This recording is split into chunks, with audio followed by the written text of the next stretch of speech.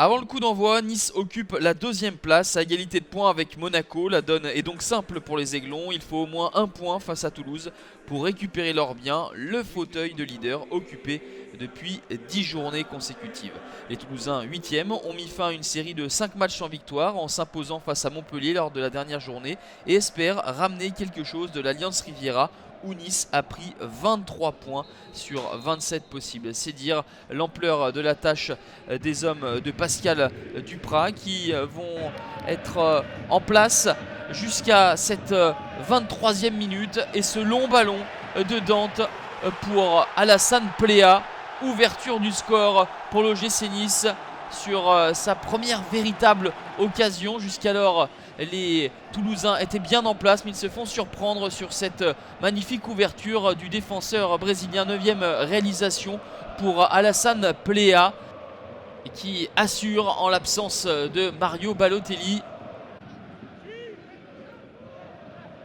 Dans les 3 minutes qui vont suivre, eh bien, ce sera un copier-coller qui va être orchestré par les Niçois avec une nouvelle ouverture lumineuse de Dante pour Younes Belhanda. Deuxième but en 2 matchs pour le Marocain. C'est lui qui avait offert la victoire des Aiglons lors du succès 1-0 face à Guingamp.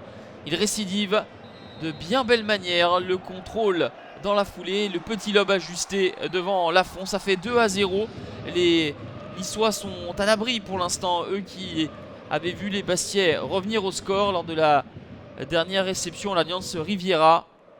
À la pause, Nice mène donc 2-0. Fidèles à leur précepte de jeu, les Aiglons ont trouvé la faille une fois n'est pas coutume avec du jeu long. La défense toulousaine, toujours privée de sa charnière titulaire Diop et Julien, est en difficulté dans ce domaine. Pour l'heure, il y a véritablement une classe d'écart entre les deux formations et ce constat ne va pas changer en deuxième période. Les Niçois mettent le pied sur le ballon. Il y a de la touche technique, voire même du génie parfois. En témoigne cette louche de Belhanda.